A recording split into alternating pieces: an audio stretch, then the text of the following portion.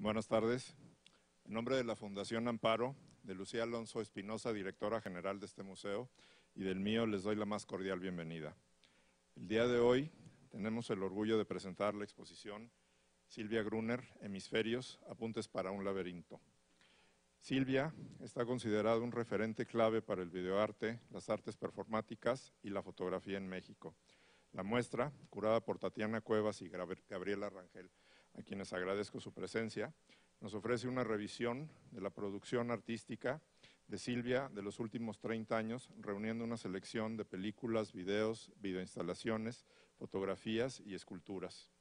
Nos sentimos muy afortunados el día de hoy de poder presentar este proyecto exhibido en America Society, con quien colaboramos para llevarlo a cabo de febrero a junio de este año en Nueva York.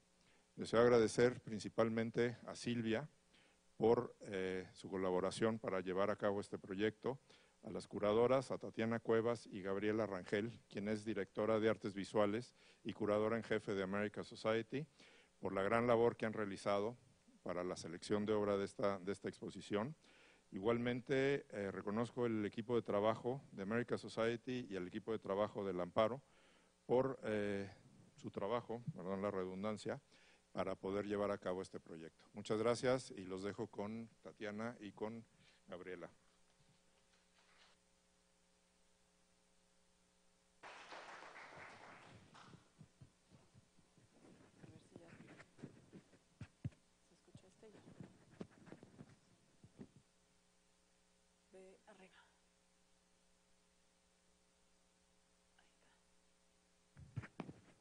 Buenas tardes, muchas gracias por acompañarnos el día de hoy. Estábamos diciendo Gabriela y yo que es ya así como el cierre de un gran ciclo. Llevamos alrededor de 2 años trabajando en esto juntas, con Silvia, de manera muy cercana. Y bueno, esperemos que disfruten la exposición que vamos a subir a ver en un momento. Queremos platicar un poco del origen del proyecto, de cómo ha ido evolucionando, porque fue un proyecto que se hizo en 2 etapas. Como dijo Ramiro, se presentó una primera versión de esta exposición en America Society de febrero a junio. Fue una versión condensada, porque el espacio de America Society es más reducido y aquí la idea era expandir esa primera versión. Y el objetivo de esta revisión, a lo largo de todo el trabajo de estos 2 años, era hacer no una retrospectiva, sino una revisión del trabajo de Silvia, quien la última revisión de su trabajo se presentó en el año 2000 en el Museo Carrillo Gil, y desde entonces ha tenido proyectos independientes, de piezas individuales, en la Sala de Arte Público Siqueiros, en el Laboratorio de Arte Alameda, en galerías, en distintos espacios, pero una revisión de este tipo no se había hecho en 15 años, 16 años. Entonces era ya momento de hacerlo, porque además es un artista que su trabajo se conocía principalmente las piezas y el cuerpo de obra que había realizado más que nada en los años 90, pero bueno, hay todo un proceso que continúa elaborando hasta en la exposición. Vamos a ver piezas de este año, y revisar su práctica desde ahora para regresar al pasado, haciendo rebotes constantes entre las primeras piezas de mediados de los años 80 hasta las piezas de hoy, y como hay temas que han sido recurrentes. Eso es lo que tratamos bueno, creo que hemos logrado presentar en las salas, y bueno, y rompiendo también una lectura cronológica, ¿no? Que no estuviéramos así como haciendo una revisión ordenada, sino un rebote de temáticas y de ideas recurrentes. Sí, yo pienso que trabajar con una artista viva es muy complejo, porque una artista viva exige que uno piense no solamente en la práctica, sino también en la manera como ese dispositivo que vamos a crear tenga que ver con su pensamiento en este momento, no en el pasado. Yo no pienso que el pasado sirve para entender el presente, yo pienso que el presente sirve para entender el pasado también, sí, que es mucho más interesante que verlo en una sola dirección. Y yo estoy muy agradecida con Silvia y con Tatiana. Yo originé este proyecto en el America Society porque me parecía que Silvia, desde que vi su trabajo en los 90 en Venezuela y luego más adelante pude verlo en otros lugares, incluyendo Nueva York, donde ella presentó una instalación que está aquí, que se ha visto muy poco en México, En Champ d'Amour. Pienso que Silvia es una artista que mapea ciertos problemas de mi generación de una manera muy brillante y con una contundencia y una claridad y una sistematicidad en el tiempo que asombra. Y en ese sentido, cuando invité a Tatiana que pensáramos en esta obra, obviamente no pensamos en una retrospectiva, porque Silvia es una artista que está viva y que tiene mucho que aportar. Una retrospectiva es como una especie de placa que se pone en un puente viejo y se dice, aquí este puente se hizo en tal... No nos interesaba eso, nos interesaba más bien pensar en la práctica desde muchas aristas que espero que queden esclarecidas en el recorrido que hay acá. Este museo es muy especial y aprovecho para darle las gracias al equipo de este museo, que es impecable, es la cosa más profesional que yo he visto en toda América Latina, puedo decirlo. Sí, totalmente. Creo que este museo es tan profesional como el Mali en Lima, donde trabajé con Tatiana. Y este museo, la arquitectura de este museo exigió también una configuración que ayuda a la manera como nosotros organizamos de manera no cronológica esta exposición. Es un laberinto, pero es un laberinto donde uno puede entrar y salir. No creo que necesitemos una clave de estar iniciados para poder entrar y salir, y eso es lo maravilloso de este proyecto. Y bueno, ahora que tocas el tema del laberinto, la pieza Hemisferios, realizada en 2014, fue la pieza que nos dio, digamos que la línea para articular toda la exposición. Esta es una pieza que tuvo varias etapas. Primero un largo proceso de concepción y después la instalación de un tramado con un estambre rojo tejido a mano, por medio del cual hizo una instalación Silvia en su casa, en el jardín frontal y el jardín en la parte posterior. En el jardín frontal empezó a trazar esta línea para como invadir el espacio y lo hizo de una manera lineal, ortogonal, haciendo una cuadrícula impecable en la parte frontal del jardín, que se comunicaba a través de la cocina por la arquitectura de la casa en sí misma, y a través de la cocina se comunicaba este hilo hacia el jardín trasero, en donde se establecían una serie de conexiones totalmente, no caóticas, porque estaban, digamos, no es que hubiera un desorden absoluto, sino que había una libertad en el conectar un espacio con otro, un árbol con otro, con la silla, con un mueble, con distintos elementos que estaban en el jardín. Esa instalación nos convocó a amigos y colegas, a gente del mundo del arte, a verla en el 2014. Todos estuvimos ahí dentro circulándola, ¿no? Te interfería evidentemente la circulación, pero tenías que ver la manera de agacharte, de subirte, y veías precisamente como este orden y esta conexión lineal que después te pasabas a moverte de una manera totalmente distinta en el espacio. Esta pieza concluyó con el registro en video de la recolección de este estambre rojo, que lo hizo Filemón Martínez, que es su jardinero y colaborador en esta pieza, y quien elabora esta acción de rebobinar este desplegado del hilo rojo.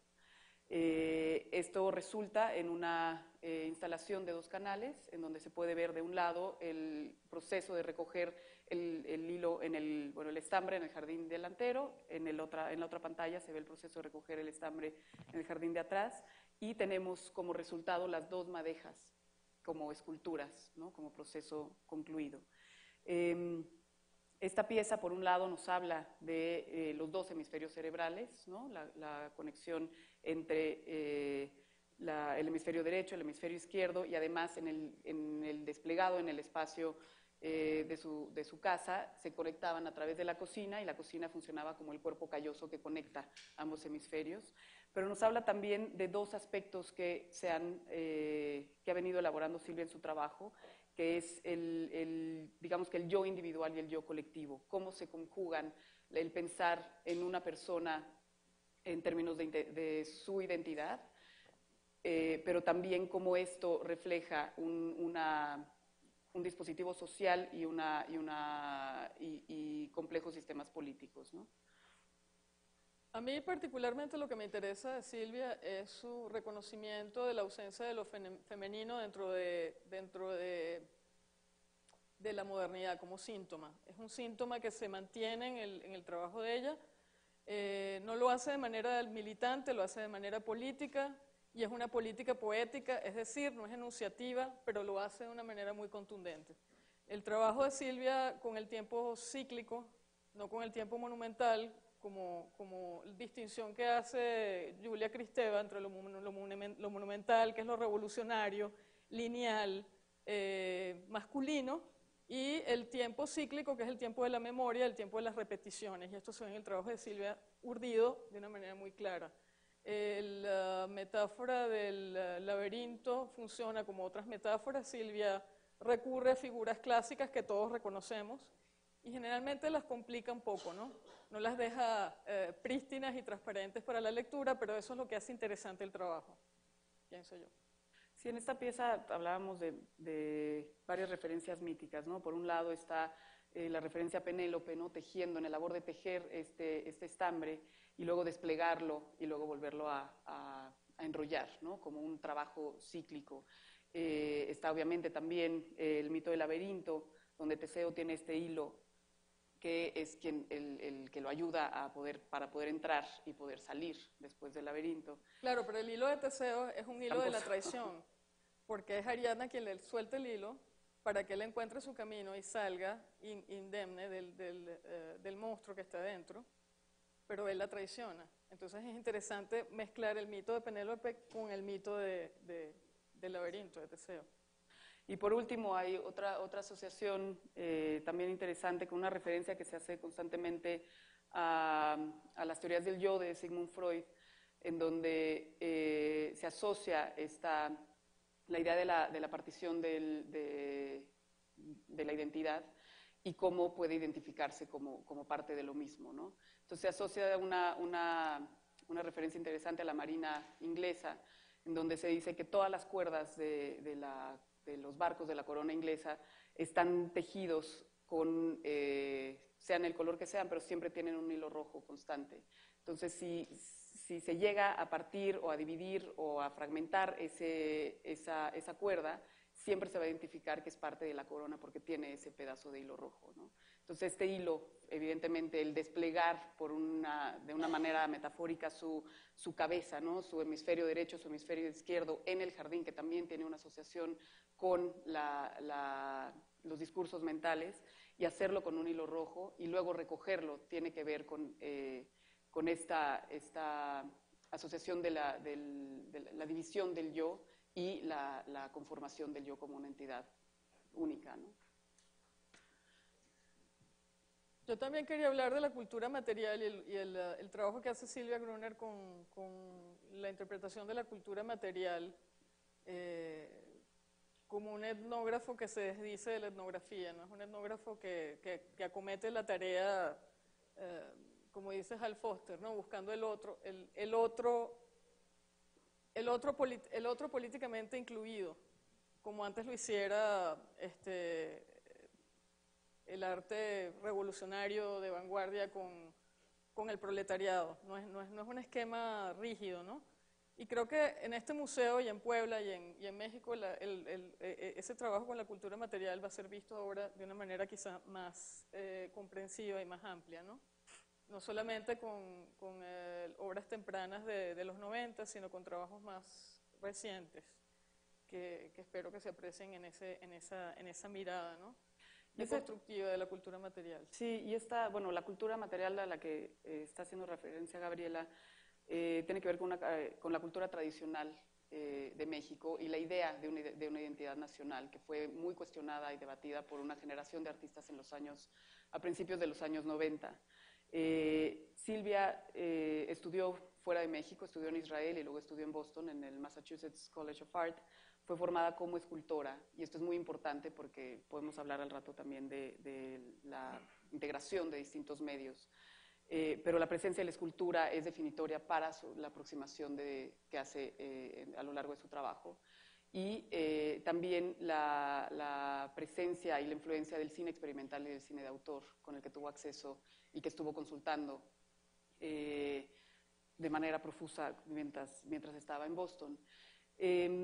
Cuando regresa a México está, digamos, un proceso de cuestionamiento y renovación paralela a las instituciones por parte de críticos, curadores y artistas que están cuestionando en buena medida la imagen de lo que es el arte mexicano y una identidad nacional, ¿no? Esto viene también como una respuesta a la construcción de una identidad nacional que está fijada en el pasado y que se ve reflejada en una exposición como fue México Esplendores de 30 siglos, que se presentó en 1990 en el Metropolitan Museum of Art de Nueva York, y luego viajó por Estados Unidos, vino a México también. Pero bueno, era una mirada construida a partir del oficialismo, en donde la identidad mexicana estaba basada en el pasado, en esta grandeza de lo que fuimos, ¿no? Y este desconocimiento absoluto de la diversidad cultural que el país tiene en la actualidad, ¿no? No solo como un origen, sino que es vivo actualmente. Y este tipo de exposiciones, y bueno, que además eran como una tarjeta de presentación del país para poder entrar dignamente al Tratado de Libre Comercio, ¿no? Con Estados Unidos y Canadá, y bueno, era también como era necesario replantear eso, y se estaba haciendo desde muchos campos, pero el campo del arte fue uno de ellos. Hay una pieza que es clave, que por aquí está pasando en la presentación, que se llama How to Look at Mexican Art. Es una pieza que hace Silvia en el 95 y es muy representativa de esta mirada. Es un molcajete que tiene un hueco en el fondo, es precisamente esta pieza, y es como un ejemplo práctico de lo que es estar insistiendo en una tradición cultural, como es en el molcajete, estar moliendo y moliendo durante años lo que es la tradición y en términos metafóricos la cultura en sí misma, como el estarla moliendo constantemente y estar insistiendo en ese pasado termina por obliterar la función de un artefacto. Y este molcajete, que también hablaremos de eso, no es un molcajete encontrado, es un molcajete que perteneció a su nana y por lo tanto tiene un significado y una conexión personal. Lo utiliza para representar así como, bueno, ¿qué sería? Si alguien mirara el arte mexicano, ¿qué tenemos que utilizar, ¿no? Pues un molcajete, un plástico rojo como esto que es el que se utiliza en los restaurantes callejeros, y cómo puedo yo manipular esto como artista para enseñar o demostrar que hay que transgredir estos estereotipos para poder realmente pensar en una identidad local, pero que no sea nacionalista y que no esté vacía de un presente, ¿no? Esta pieza fue clave en este replanteamiento de la mirada de lo que es lo nacional, pero también fue clave para pensar futuras piezas o elaborar futuras piezas en donde la utilización de estos artefactos que tienen una connotación cultural evidente se vuelven también no solo indicios de una cultura general, sino de una cultura personal. Y quería decir una cosa sobre esta pieza, Tatiana. Esta serie de fotografías que tienen que ver con la cultura material mexicana, y no solamente fotografías, porque son acciones y son esculturas, es decir, la obra de Silvia no es una sola cosa, y a veces la fotografía no es un documento, más bien como que pone en cuestión el documento del performance. Pero creo que estas piezas generaron una lectura del trabajo de Silvia, que es una lectura muy plana y muy torcida hacia eso que se llama una exploración de las paradojas del México poscolonial. Yo pienso que eso es una lectura bastante plana del trabajo de Silvia. Es contextual, o sea, es para entender en dónde estaba siendo producida, pero porque, a lo que voy es que va porque a más... luego se ha dicho que el trabajo de ella no se sostiene en el sentido de, no se sostiene en esa dirección en el sentido de que cayó como una suerte de melancolía, cosa que no es así. Yo pienso que el trabajo de Silvia es muy irónico, es diferente. Y si tiene melancolía, tiene la melancolía de la ironía, no la melancolía de la postración neurótica. Y eso es lo que a mí me parece interesante de estas piezas, que esas piezas no se lean de esa manera, sino que se lean de una manera totalmente opuesta a esa. Sí, que precisamente es a donde me estaba encaminando, que estos objetos tienen que ver con una identidad personal, no solo lo que representa en términos de esa discusión del arte mexicano, sino de estos artefactos como son una construcción de lo colectivo, pero están vinculados con lo individual. Y en este caso hay una pieza que también es clave del mismo año que se llama Inventario, en donde en colaboración con Sunana y el vecino de Sunana hace una presentación de todos los objetos que están dentro de su casa y los van presentando de manera frontal, contando la historia de cada uno de ellos. Muchos de ellos se cuentan desde una historia de uso, ¿no? De tradición, este molcajete o esta piedra para moler tiene más de 110 años y la han usado mi abuela, mi tatarabuela y la seguimos usando nosotros, o simplemente la descripción de uso de estos objetos. Y aquí es muy interesante la relación entre precisamente estos indicios de una tradición cultural, pero los indicios de una memoria personal también. Entonces, cómo se genera esta micro y macro historia a partir de estos objetos que superan una cuestión folclórica o tradicionalista, ¿no? Que eso también es muy importante en términos de la utilización por parte de Silvia, que luego fue repetida por muchos artistas de esa generación y posteriormente, de elementos y artefactos vernáculos, ¿no? Que se incorporan a una práctica para replantear ciertos discursos, pero se plantean como un repensar la condición de estos objetos. Yo no tengo mucho más que decir, pero yo prefiero que la gente nos haga preguntas y que vaya a la sala y vea la exposición. Ahora, lo que sí quería decir es que me parece genial que la exposición esté junto a la de Isaac Julian, porque son dos maneras de ver la producción artística totalmente opuestas. Una, de alguna manera, abraza el discurso cínico del arte contemporáneo y se convierte en production value.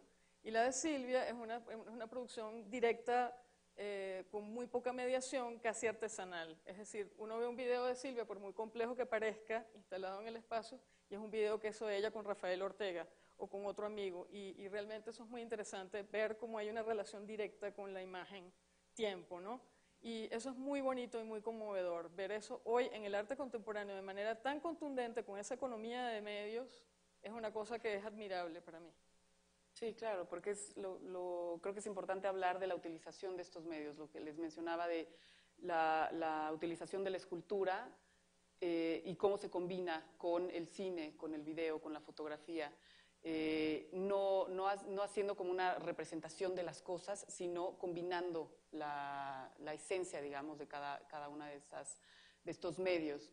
Y lo que dice Gabriela, sí lo comentábamos durante el recorrido que hicimos con prensa, que lo hicimos con Silvia, y hablaba Silvia de que ella no tiene un interés de que las piezas sean perfectas, que la foto sea la toma perfectamente cuidada para que esté perfectamente impresa, sino que el medio es como una excusa para establecer un discurso, y esto es muy importante en términos de cómo se percibe la obra, y se ve claramente que son piezas, la que menciona Gabriela, Away From You, es una imagen que incluso se ve imperfecta claramente, pero el efecto que tiene en la instalación, en la inmersión del cuerpo, en esta proyección que está ocupando toda una sala en este caso, te lleva a pensar en el discurso y no en lo impecable que está hecha la obra, ¿no? Eso es como sería un artificio en realidad.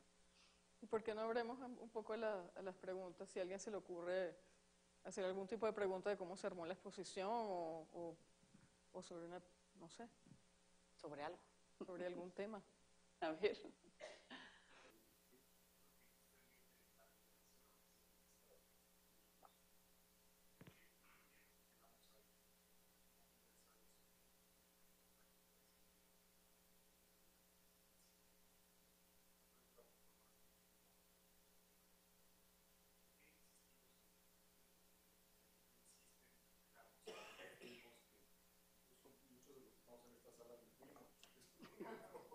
Claro. Pero yo creo que sí se ve, o sea, eso ya sigue sigue permeando la construcción de, digo, lo vemos en el Museo de Antropología, ¿no? Que de antropología es un museo arqueológico, pero no es antropológico. El presente... Y que está vacío. Está, pues no, o sea, la sección, ¿no? O sea, vemos representada la labor o lo que sucedió con el ZLN en una vitrina de este tamaño, ¿no? Siendo un problema tan complejo y que sigue teniendo efecto hoy en día, ¿no? Eso, digo, yo creo que es imposible parar eso seguirá construyéndose y pues empezará a renovarse, pero yo creo que desde la práctica artística está superadísimo, o sea, ya el mirar si se utilizan artefactos que tengan que ver, o referencias que tengan que ver con la idea original del México antiguo y tal, es siempre en una calidad, en una condición crítica. Y sí, yo creo que sí, o sea, de nuestro lado está superado y está como ya reelaborándose hacia muchos otros caminos, ¿no? Pero Incluso, perdón que los interrumpo a ustedes dos en este diálogo nacional, pero a veces es crítica, pero a veces es un valor de exportación, y eso es lo que a mí me parece que es problemático en el arte contemporáneo mexicano. claro, ya está Porque tú ves el Museo sucedido. de Antropología con todas sus joyas y lo que es ese museo vacío, y ves el Museo Tamayo lleno, viendo exposiciones de arte contemporáneo. Sería una cosa como para pensarla, ¿no? No, bueno, hay un Bueno, es mi público enorme. experiencia. Yo Sí. he ido al Museo de Antropología, fui en enero, en febrero, no me acuerdo cuando vine a México, estaba vacío, y fui al Museo Tamayo, estaba lleno. Ah, qué curioso. Bueno, es al revés. Exacto. Normalmente es al revés. O sea, el Museo de Antropología es como visita obligada de colegios y de... Claro, pero no de público y que de va. público, Claro. pues, pero sí, en domingo está lleno, es bien activo. Lo que es cuestionable o lo que es preocupante es precisamente la carencia de una revisión de lo que está pasando actualmente. Y eso, o sea, que el segundo piso... O sea, tendría que hacerse un museo antropológico realmente en donde se revise la problemática actual. Pero yo creo que desde precisamente lo que estaba hablando de que está superado ese cuestionamiento y esa mirada crítica, incluso en la trayectoria de Silvia se ve claramente, ¿no? Ese fue un momento muy específico en los años 90, cuando se estaba trabajando con ese cuestionamiento, pero bueno, luego pasa a precisamente lo individual y lo colectivo desde otro punto de vista, ¿no? Lo que mencionaba Gabriela, que quizás se ha hablado de un tinte melancólico, pero para mí es un proceso de construcción y reconstrucción sobre la propia personalidad de Silvia, ¿no? Más allá de lo nacional. Sí. Sí, primero que nada, pero más que nada, de todas maneras voy a ver hay que, bueno, sí, tiene toda la razón, hay que ver la exposición para saber, hacer un análisis. Yo nada más, me queda muy claro su exposición en estos minutos, nada más por cuestión de metodología. Hemisferios para un laberinto de Silvia Gruner es como pasar del todo a la nada o del todo a las partes, o una metodología desde el punto de vista de historia del arte o del discurso, metadiscurso del arte. Es decir, ¿cuál sería si pasamos de los hemisferios y parafraseando al gran Octavio Paz, el laberinto de la soledad, es la soledad colectiva, la soledad individual, pero es en realidad una nueva lectura del arte contemporáneo o bien una construcción desde otra perspectiva? Gracias. Qué casual que yo usé a Octavio Paz para esa referencia. Muchas gracias por haberlo traído a colación. Pero sí, Yo escribí un texto muy complicado, no voy a hablar del texto que escribí para el libro que va a salir dedicado a la exposición que hicimos Tatiana y yo, y Ramiro y Silvia y todos los que colaboramos, pero lo interesante de la relación con Paz es una relación identitaria, que en el caso de Paz, la identidad, Paz tiene mucha fe en la modernidad, Silvia no. Silvia tiene una relación más ambigua con la modernidad, es decir, ve el síntoma de la enfermedad. Para Paz no hay síntoma, para Paz está allí como una manera de entender lo propio, pero a través de un esquema no cronológico. Es decir, Paz hace una operación parecida, pero él cree en el gran relato de la modernidad, porque él lo encarna. Entonces es muy interesante lo que usted está diciendo porque para Silvia la identidad es polimórfica, no es unidireccional.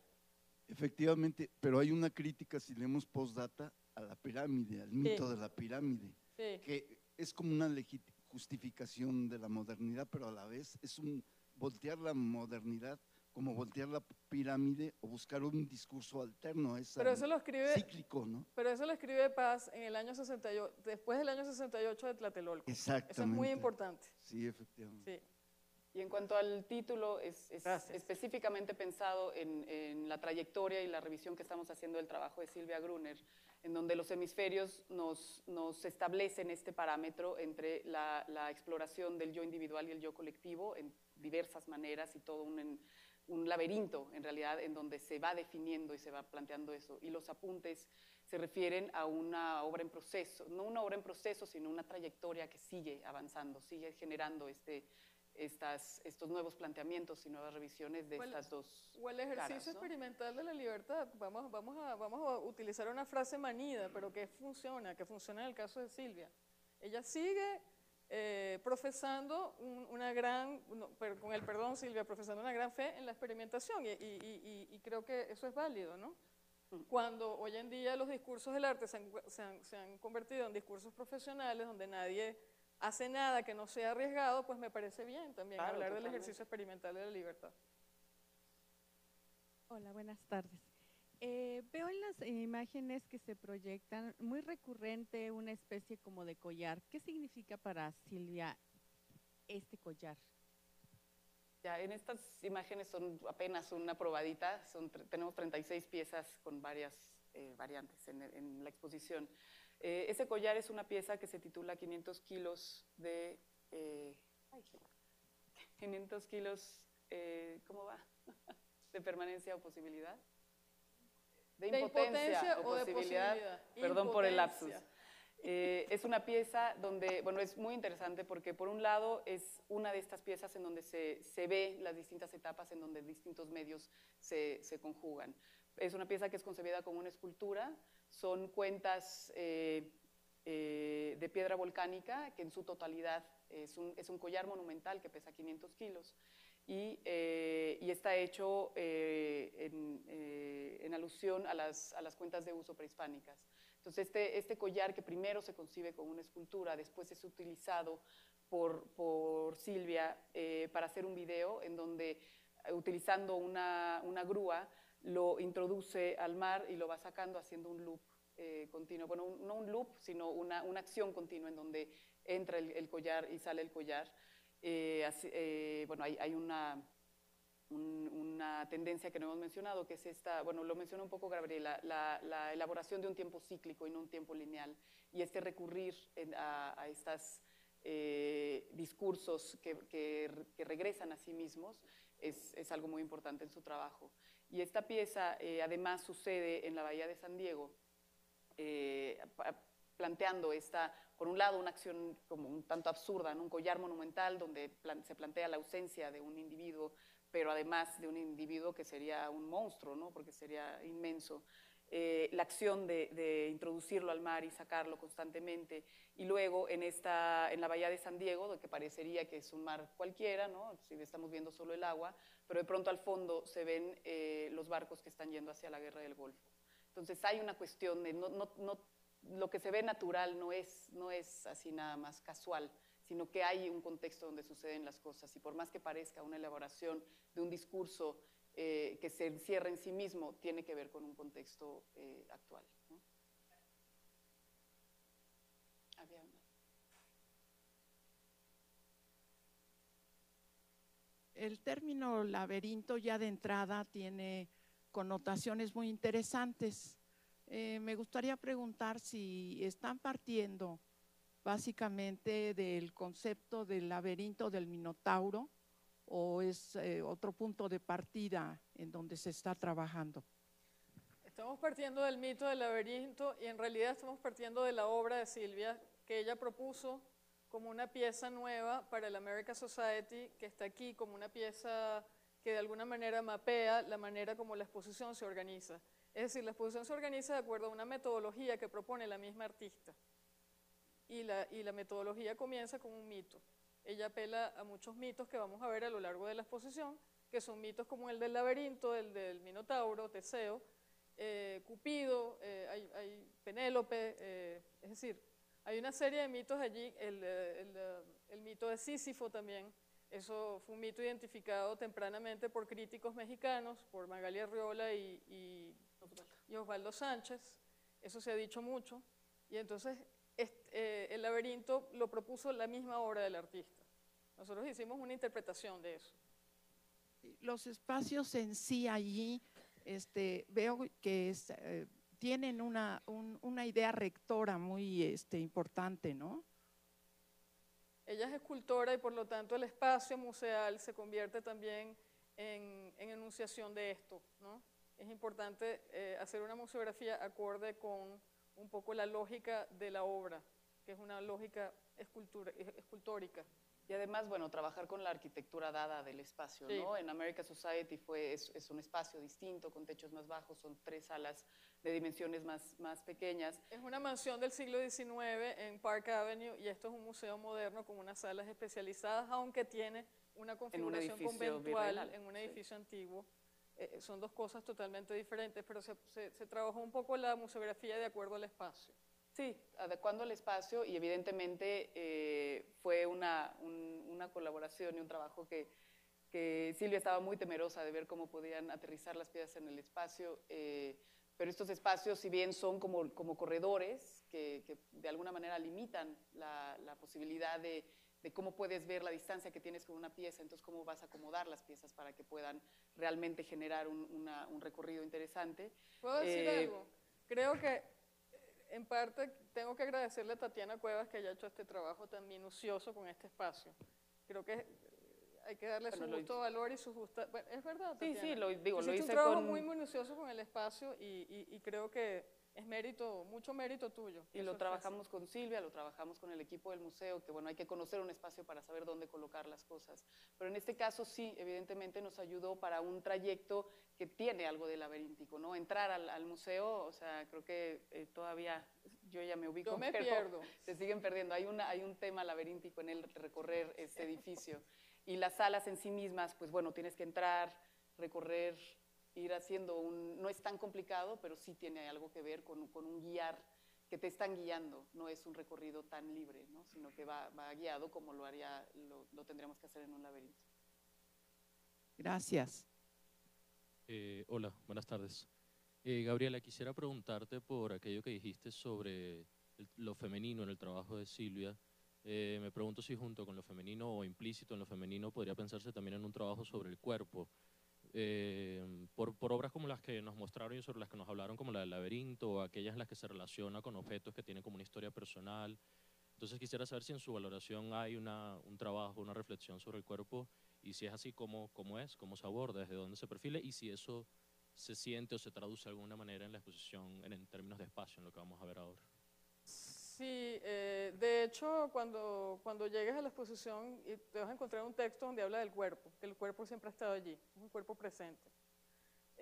No omnipresente, presente. Es decir, no es un cuerpo dominante, es un cuerpo sufriente y es un cuerpo que además es un cuerpo que se modela también con el tiempo. Es un cuerpo-tiempo, imagen-tiempo. Yo creo que es muy interesante el trabajo de ella con el cuerpo. Y obviamente yo no quiero poner cosas que el artista a lo mejor no está de acuerdo, pero pienso que ella se educó, como todos nosotros, con el trabajo de Caroline Schneemann, de Marta Rosler y de muchas de esas artistas que pusieron su cuerpo, Ana Mendieta, pusieron su cuerpo. Y en ese sentido, la exposición trabaja este vector, ¿no? Es un vector del trabajo muy importante. No sé si quieres agregar sí tiene algo. que ver con... finalmente ella también se estaba planteando, por un lado, definiendo cuál iba a ser su medio de trabajo y definitivamente en su cuerpo aterriza de manera literal o de manera metafórica. Y también su cuerpo, bueno, como artista, mujer, insertándose dentro del devenir del arte y de la historia del arte, ¿no? Y cuestionando, hay varias piezas, especialmente piezas de mediados de los 80s, que fueron las primeras performances, acciones que hace ella, dirige ella, filma ella, bueno, dirige en un sentido lúdico también, porque ha insistido mucho Silvia en que esos fueron juegos en realidad, ¿no? Producto casi de la aburrición y cómo poder plantearse, entretenerse y al mismo tiempo ir definiendo su propia posición como artista, ¿no? Entonces sí es obviamente un cuerpo femenino y que se plantea como una mujer trabajando, insertándose en un mundo del arte dominado hasta ese momento y bueno, en ocasiones hasta ahora, por la mirada masculina, ¿no? Perdón, quería agregar algo a tu pregunta. No solamente de artistas mujeres, creo que también Bruce Nauman está incluido en ese repertorio y sería muy esencialista de mi parte negar eso. Bueno, buenas tardes. Yo antes quería felicitarlas y hacer una pregunta. Hay una pieza que trata acerca de pastillas de jabón hechas con un molde que también hay una reminiscencia a la Venus. Entonces quisiera ver si es posible que nos platicaran un poco más acerca de esta pieza. Esa pieza se titula El nacimiento de Venus y es una pieza no solo interesante por por el discurso planteado, sino porque es una pieza que tuvo distintas presentaciones y distintas modalidades, ¿no? Pero el ejercicio fundamental es una revisión histórica que tiene que ver con la historia del mundo, pero con la historia también personal de Silvia. Su mamá y su abuela estuvieron en un campo de concentración y fueron salvadas por la Cruz Roja Sueca. Y bueno, esto lo cuento porque en México se encuentra ella con una máquina para hacer jabón, una máquina sueca, que tiene por logo una suástica nazi y el nombre de la fábrica se llama SEA. Entonces, bueno, estas alusiones obviamente a los campos de concentración, a lo que sucedió en el Holocausto. Ella utiliza esta máquina de jabón para hacer moldes de figuras prehispánicas y que son moldes de jabón, ¿no? Entonces la pieza se compone por una serie de videos en donde se ve el proceso de hacer el jabón y luego una entrevista con su abuela en donde por primera vez se plantea frente a ella para contarle o preguntarle la historia. Y bueno, hay un texto que acompaña la pieza y hay lo que les digo, distintas modalidades. Fue presentada en el convento de la Merced haciendo una instalación en los capiteles con los jaboncitos. Hay otra parte de la pieza que se titula Set de tocador y son cajitas donde vienen los jabones, pero que bueno, están hablando de una historia personal, pero también de un momento histórico. Y esa es esa pieza que, bueno, la pueden ver en un momento. Yo quería preguntarte presionarte un poquito sobre esta distinción o esta incomodidad con la palabra retrospectiva y saber por qué hay tanto énfasis en que esta sea una revisión. O sea, tal vez creo que muchas personas entendemos la incomodidad con la idea de retrospectiva, pero sería interesante que la desgloses un poquito para saber por qué. Pues digo, en primer lugar, no hay, bueno, nada más para adelantarme, por una cuestión también del número de piezas que puedes incluir en una exposición siendo exhaustivo en términos de tocar los temas clave que han sido parte de su trayectoria, pero que no pueden ser exhaustivos en su representación porque el espacio tampoco es, ¿no? La obra de Silvia es vastísima y hacer una retrospectiva implicaría realmente extendernos en el espacio mucho más, ¿no? Y por otro lado, Yo no creo que sea solo una cuestión de espacio. Yo pienso que a veces un artista produce una obra. Bueno, es cierto que la obra de Silvia es muy vasta. No te imaginas lo vasta que es. Pero al mismo tiempo pienso que una retrospectiva hecha historiográficamente con las metodologías correctas debería incluir todo. Yo no estoy de acuerdo en incluir todo. Yo estoy de acuerdo que para mí, como contemporánea, hoy en día, hay piezas que tienen más sentido que otras. Y quizá, si Silvia desaparece, y yo probablemente con ella después, porque somos coetáneas, exacto, otra generación podrá leerlas de otra manera. Es una cuestión, cómo leer la historia y cómo armar un discurso histórico con alguien que está vivo. Cómo se puede contar el cuento, pues, de una manera que sea consistente, pero que no traicione también al presente. Traicionarlo en el sentido de presentar una obra que a lo mejor no tiene ningún interés y que parezca banal. Entonces, en ese sentido, yo no creo que se sostenga la idea de retrospectiva en un artista que está vivo y que es coetáneo mío. ¿Hay una pregunta más acá? Sí, a mí lo que más me llama la atención es que considero que hay una relación histórica entre el laberinto y el jardín. También esa es tal vez una coincidencia ontológica, y creo que tiene que ver con el control. Y me explico. El jardín es una forma de... La construcción de un jardín tiene que ver con delimitar el espacio que ocupa la naturaleza y también de hacer una elección de los elementos que consideramos que queremos tener cerca de la naturaleza, ¿no? De hecho, tenemos la idea judeocristiana del Edén, del jardín del Edén, del paraíso, que viene de paredeisa, o sea, de algo que está dentro de paredes, y el laberinto también es una forma de delimitar el espacio transitable, de hecho, una forma como de incluso hacer dilatar el espacio del recorrido entre A y B, y todo eso tiene que ver mucho con la idea del control. Esa es una, y me gustaría saber si está como considerado en esta pieza. Y la otra es que me gustaría preguntar sobre qué tipo de laberinto es este. ¿Es un laberinto como el del Minotauro, que tiene un centro, o es un laberinto del cual se busca salir? A lo que me refiero es, ¿se busca salir del laberinto o se busca llegar al centro? Se busca recorrerlo, en realidad. O sea, el laberinto se plantea como una metáfora de algo que estás buscando sin ver el fin, ¿no? Y en ese sentido, estar haciendo estas obra tras obra, como una serie de apuntes para poder construir un discurso que sería, o sea, es como un recorrido, no tanto como un objetivo, ¿no? En ese sentido del laberinto. ¿Quieres contestar? El jardín es un problema pictórico interesante, pero yo no voy a meterme en ese discurso porque es muy complicado ahorita y no creo que quepa. Pero aquí en este caso, Silvia, que suele hacer eso, ella suele corromper los mitos, y esa es la manera más interesante de leer su obra.